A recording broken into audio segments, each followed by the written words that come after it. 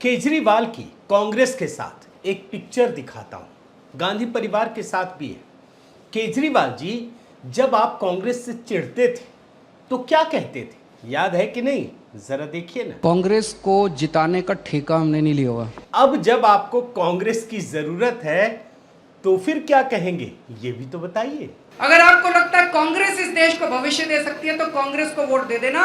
लेकिन आप कांग्रेस से पहले चिढ़ते क्यों थी केजरीवाल जी, ये जानना जरूरी है, ये भी बताइए। मुझे कांग्रेस नहीं बनना यार, मतलब ऐसे गाली मत दो।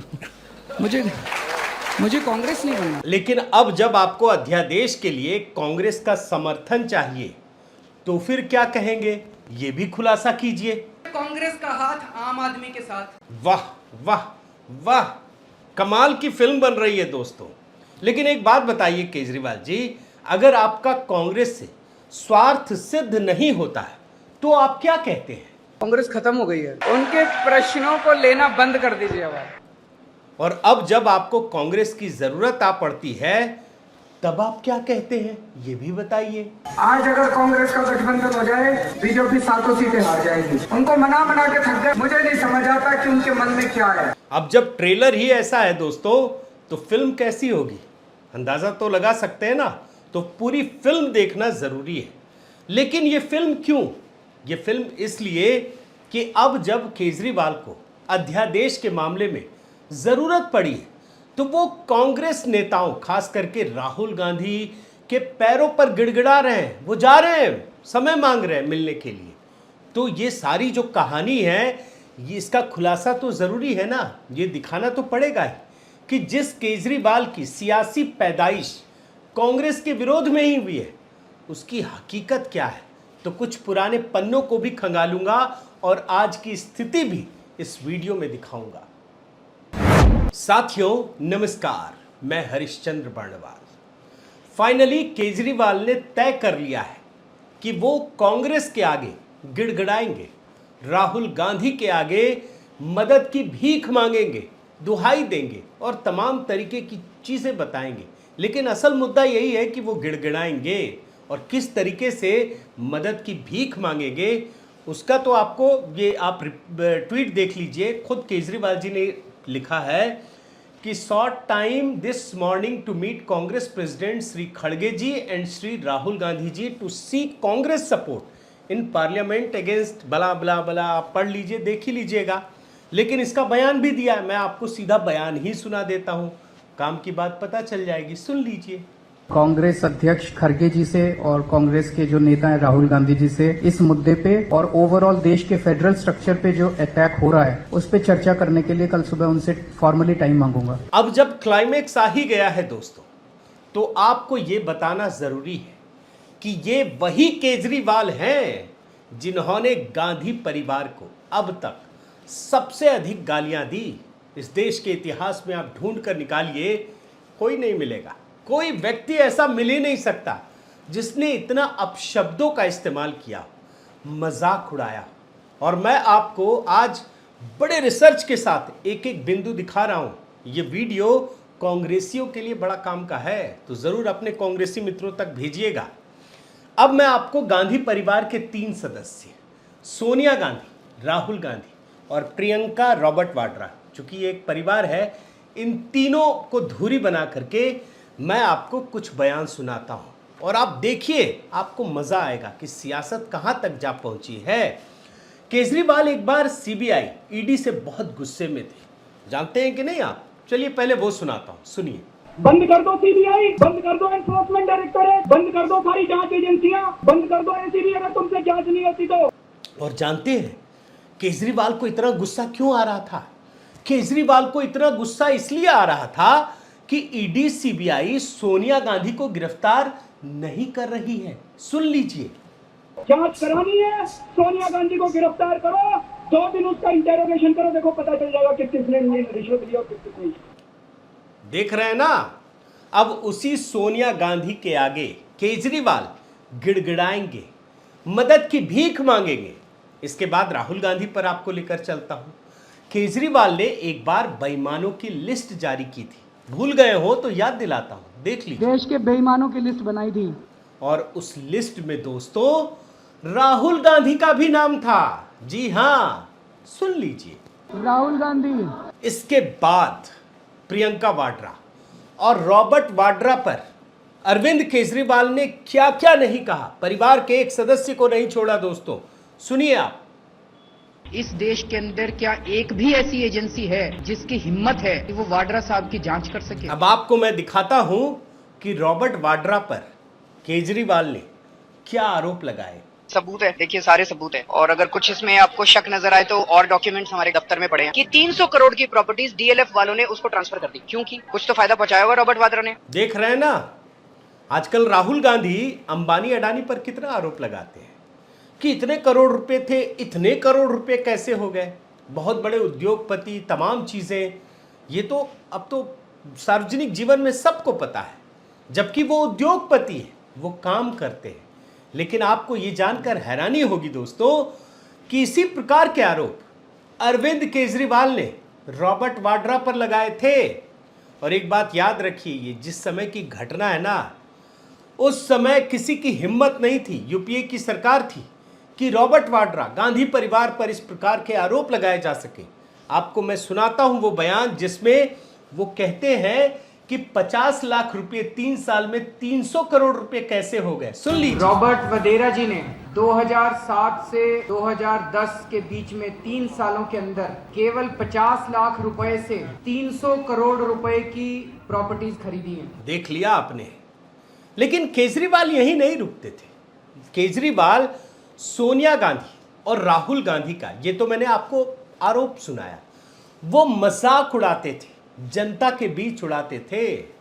मतलब आज तो सारे लोग बोलते हैं, लेकिन वो किस प्रकार से मजाक उड़ाते थे जनता के बीच, वो मैं आपको सुना रहा हूं, सुन लीजिए। अगर कांग्रेस को वोट दोगे तो सोनिया गांधी जी का बेटा तरक्की करेगा। देख रहे हैं ना, सोनिया का बेटा तरक्की करेगा।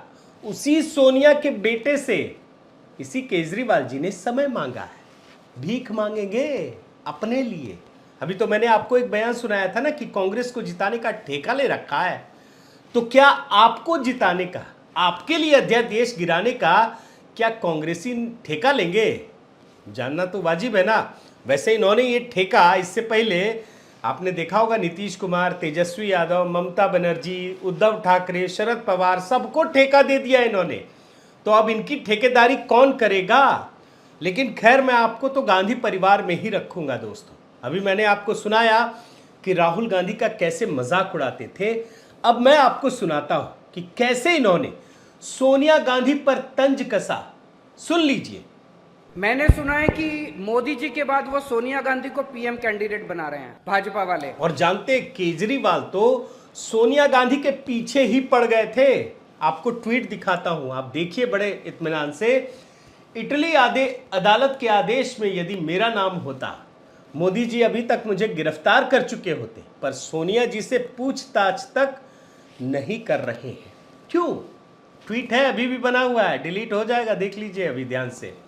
इसके बाद एक और ट्वीट आपको दिखाता हूं, ये सोनिया गांधी और रॉबर्ट वाड्रा पर है। मोदी जी ने मुझ पर सीबीआई रेड कराई, सोनिया जी और वाड्रा जी पर रेड नहीं करा रहे। मोदी जी को गांधी परिवार ईमानदार लगता है। ये भी बड़े ध्यान से देख लीजिए। ऐसा लगता था दोस्तों कि केजरीवाल सोनिया गांधी के पीछे ही पड़ गए थे। ये भी ट्वीट देख लीजिए।